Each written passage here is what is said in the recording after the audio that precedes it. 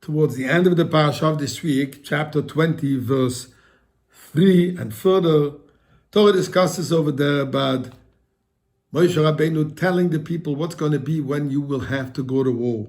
He's preparing them because after all, we're going to go to Israel, we're going to have to go to battle.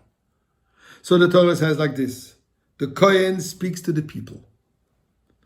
Don't be afraid. Words of encouragement. And he says, Shema Yisrael, hear O Israel, Atem krev mayom lamilchama, you are nearing, you are approaching today to go to battle with your enemies. Al yerach levavchem.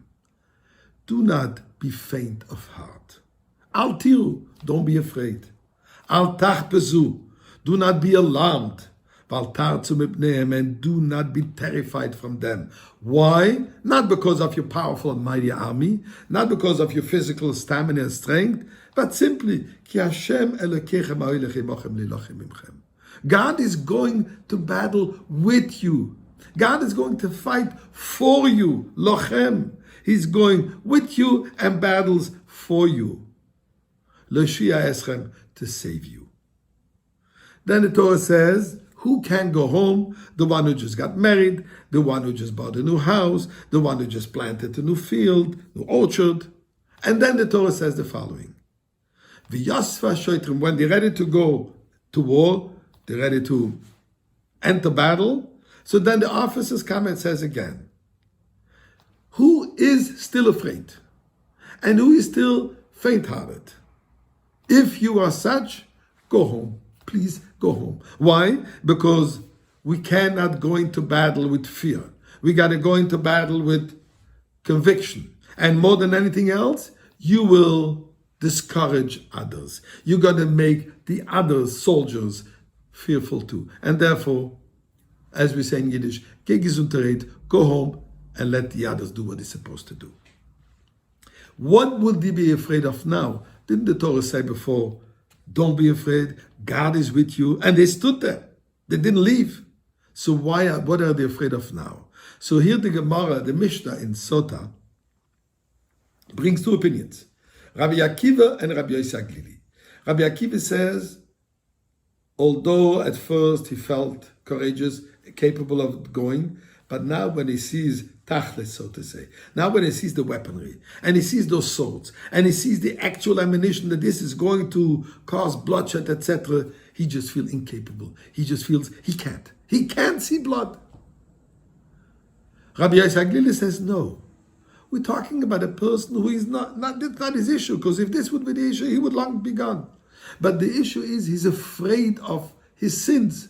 And because he committed sins, he's afraid that he will not be deserving of God's security.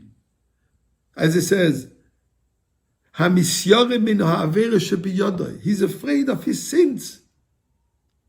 And therefore, says the Torah, if this is what you're afraid of, go home.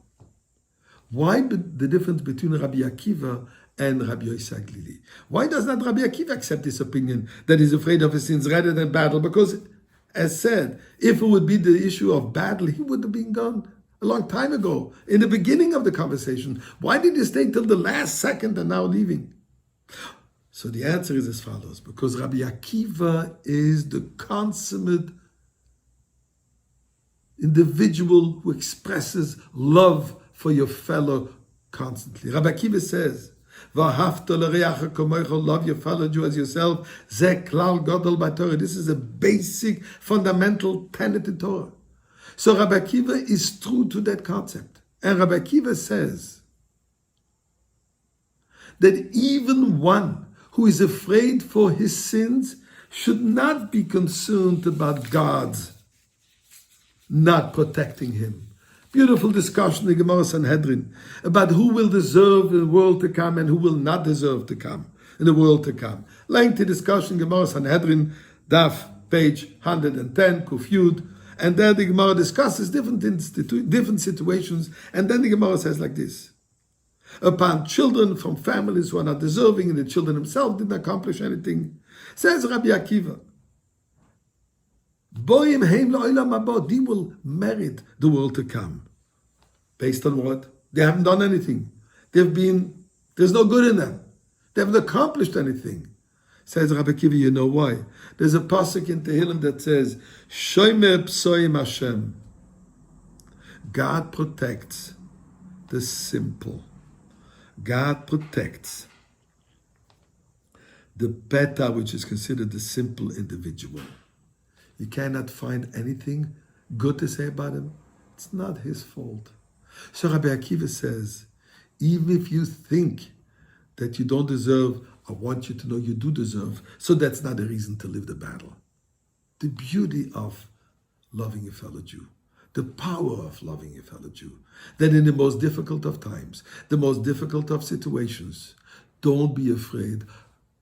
You have sufficient merit to overcome the battle. That's true in the personal life, that's true in communal life.